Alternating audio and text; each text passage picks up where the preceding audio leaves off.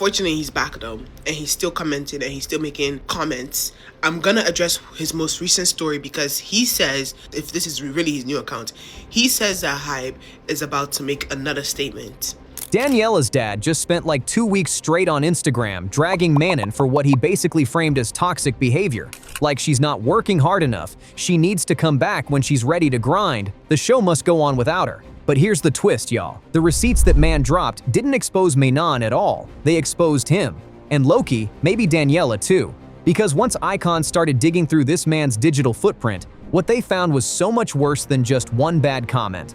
We're talking creepy captions, racist takes, a deactivated account, a burner account, a fake apology, and a civil war inside the fandom that has officially gotten out of hand. So if you have not subscribed yet, hit that button right now because this video is going to be a ride. Let's get into it. Okay, so let's recap because this thing has been spiraling for weeks and you might not even know how it started.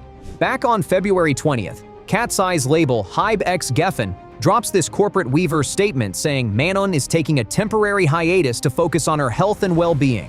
The girls fully support it. KATSEYE is committed to showing up for one another, the usual sterilized PR language, like nothing crazy. Except, and this is where it gets weird, Manon herself posts a personal statement basically the same day saying, and I quote, "I'm healthy, I'm okay, and I'm taking care of myself. Sometimes things unfold in ways we don't fully control, but I'm trusting the bigger picture." Y'all, she straight up contradicted the company. She's saying she's healthy. The label is saying she's on a health hiatus. Those two things do not match, and the icons clocked it immediately. Reddit was reading her statement like a legal document. One user broke it down like, she was very careful and clear with her words. This was not her choice. And once that theory was out there, it was over. Everyone wanted to know what was actually going on behind the scenes. And then Raphael Avanzini said, "Hold my beer." So like a day later, an Instagram account belonging to Daniela's father starts showing up in the comments under fan TikToks and Reels about Manon's hiatus. And he is not subtle. The first comment that really lit the fuse was when somebody on a recap video by content creator Patty Eminger insisted that KATSEYE is 6 members, full stop. And Raphael just replies, "5 is okay too." 3 words. 3 of the most dismissive words you could possibly type about your daughter's bandmate while she is on a health break. And the icons immediately lost it, like that wasn't even him saying it once. He kept going. He posts under the same video, "The show must go on, with or without a member. KATSEYE is bigger than one girl." Capital letters. Exclamation points. The energy is straight up aggressive. "The show must go on with or without a member. KATSEYE is bigger than one girl." Fans obviously did not like that because Manon is actually one of the favorites in KATSEYE, and then he commented again. And then he doubles down with, "We need girls who can grind. KATSEYE is powerhouse. The show must go on." So now he's not just saying the group is fine without Manon, he's directly implying that she's not putting in the work. That's a very specific accusation, and it has a long backstory.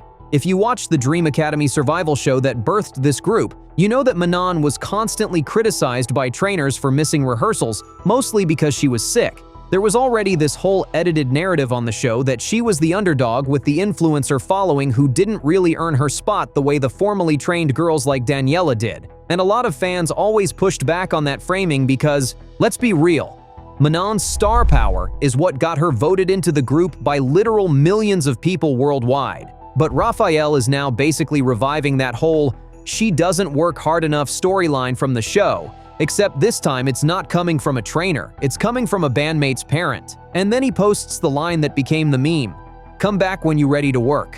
Like, sir, this girl is on a health break and you are out here on the internet telling her to come back when she's ready to work?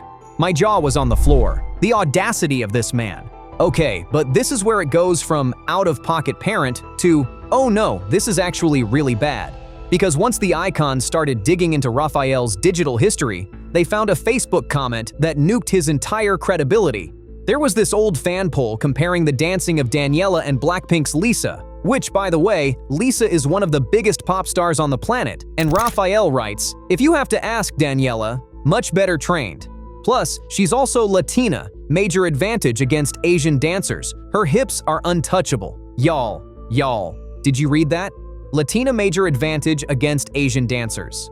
That is so racist, I literally do not know where to start. He is using ethnic stereotypes to argue his daughter is a better dancer than one of the most accomplished dancers in pop.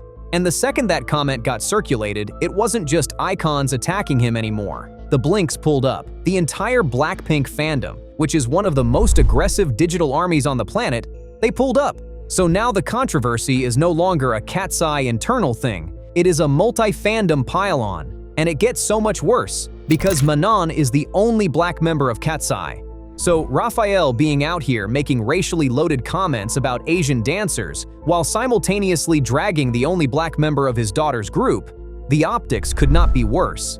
And the fandom noticed. One icon on X said, and I quote, "Daniela's dad attacking Manon, the only black member of the group, multiple times and now saying come back when you're ready to work is microaggressive." That sentiment took off like everywhere. Because there is a really long history in pop of the only black member of a girl group being marginalized. Normani in Fifth Harmony, Lay Ann in Little Mix.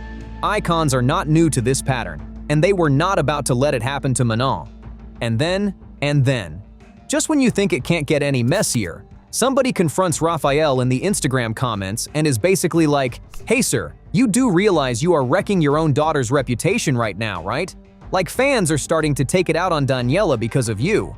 And his response? "Icons will be icons. I talked with Danny before anything." Excuse me? Sir, you just told the entire internet that you ran your toxic comments by your daughter before posting them. That is a confession. That basically said Daniela co-signed this. And the discourse shifted overnight because Daniela had been completely silent this whole time. Not a single statement defending Manon.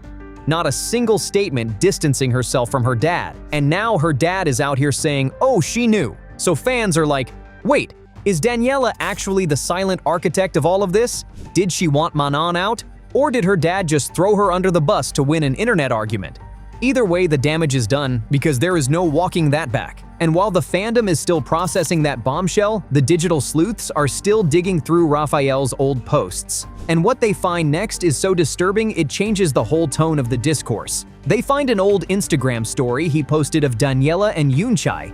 Untitled, who is the youngest member of KATSEYE, standing close together during the choreography for the song Gabriella.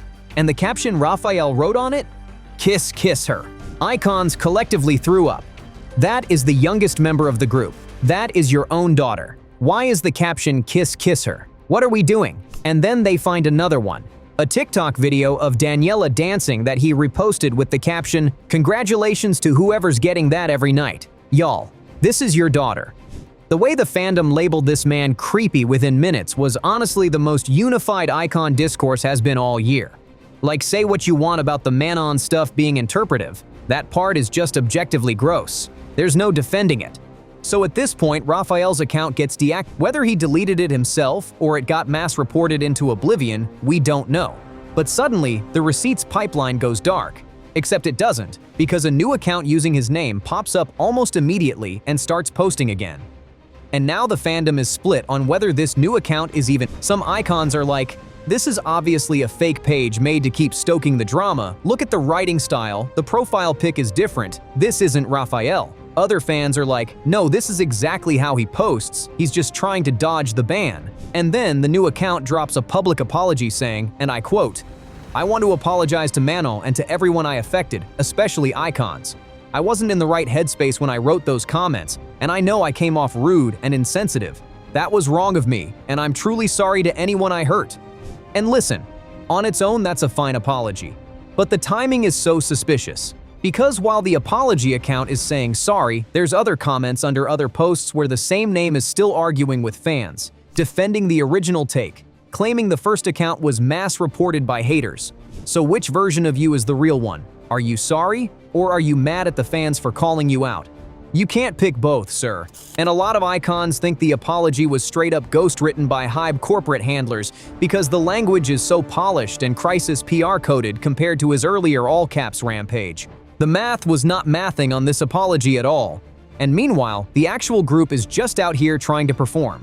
They go to Lollapalooza South America in March as 5 members. Sophia, the leader, shouts out Manon on the Buenos Aires stage. "Let's give it up for Manon!" And the crowd goes off. Beautiful diplomatic moment. Then the official Lollapalooza social media account posts a photo of a fan sign featuring KATSEYE, and Manon's face is crossed out. Crossed out, y'all. Like physically X'd off the poster. Boycott sentiments lit up immediately. Then April hits and KATSEYE drops a new single called Pinky Up. Manon is not in the song, not in the video, not in any of the promo. At all. She has been completely scrubbed from the comeback. And on the same day, Manon removes the word KATSEYE from her Instagram bio. And then days later, they perform Coachella as 5 members, and Manon posts an Instagram story celebrating 6 million followers. 6 million of you sending warm hugs and kisses. And conspicuously does not acknowledge the performance her group is doing at the biggest festival of their career. That is not a coincidence, y'all. That is a power move. And the comment war? It is brutal. And it is split right down the middle. On one side, you've got icons fully backing Manon. They're saying things like, if literal parents of members are not believing in KATSEYE being 6 members, I can only imagine what Manon goes through behind the scenes.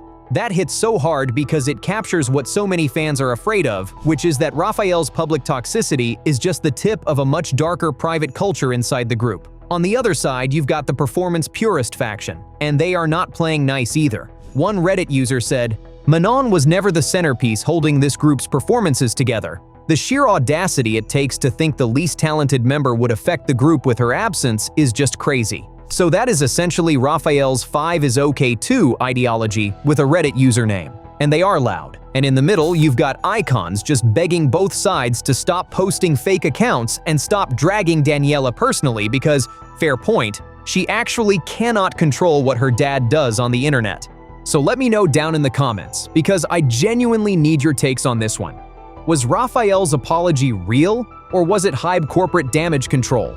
Did Daniela actually approve those comments like her dad claimed, or did he throw her under the bus to save face?